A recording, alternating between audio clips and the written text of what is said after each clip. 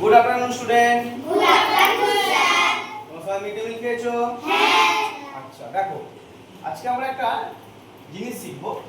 আমরা চলো বাংলা শিখি এবং বাংলাকে ভালোবাসি, একটা কর্মসূচি আমাদের এক মাস ধরে চলবে এবং সেই কর্মসূচিরই আজকে যেটা আমরা শিখব সেটা হচ্ছে বর্ণ চেনা ও মাত্রার অবস্থান সম্পর্কে সচেতন হওয়া। দেখো, আমরা সবাই কোন ভাষায় কথা বলি? বাংলা ভাষায় কথা বলি এবং বাংলা ভাষায় যে কথা বলছি, যে শব্দগুলো আমরা উচ্চারণ করছি, এই শব্দগুলো কিন্তু কিছু কিছু বর্ণের সঙ্গে বর্ণ যুক্ত হয়ে তৈরি হয়েছে। তাই কথা বলতে গেলে আমাদের বর্ণের সঙ্গে বর্ণকে যুক্ত করতে হয়। যেমন ধরো, আমি যদি বলি আমি, তাহলে এই যে আমি মানে আ যুক্ত হয়েছে, ম যুক্ত হয়েছে, হস্যইকার যুক্ত হয়েছে, এরকম তিনখানা চারখানাকে যুক্ত করে আমরা একটা শব্দ উচ্চারণ করছি। তো চলো আজকে আমরা জেনে নেব যে বর্ণগুলো কি কি, যে বর্ণগুলোকে যুক্ত করে আমরা কথা বলছি বা লেখার জন্য ব্যবহার করছি। চলো আজকে আমরা দেখে নেব। এদিকে আসো, দেখো এই দেওয়ালে কতগুলো বর্ণের ছবি আঁকা আছে এবং এই দেওয়ালেও কতগুলো বর্ণের ছবি আঁকা আছে। দেখো, বর্ণ শিখতে হলে আগে জানতে হবে যে বর্ণ কয় প্রকার ও কি।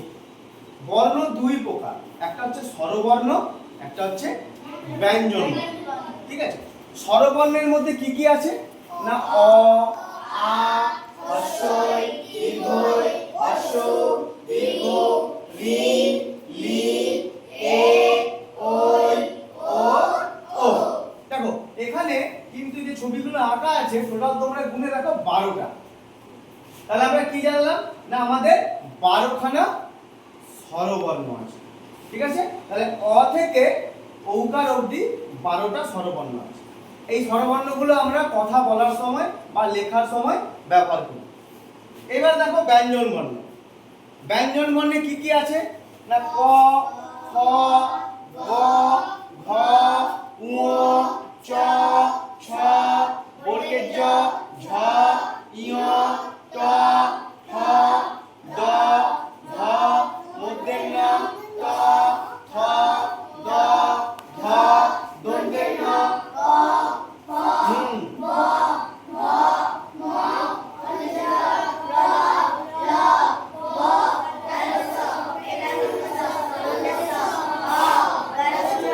হয় শূন্য র, অন্তেস্ত, খণ্ডেত্ব, অনুস্বার, বিসর্গ, চন্দ্রবিন্দু।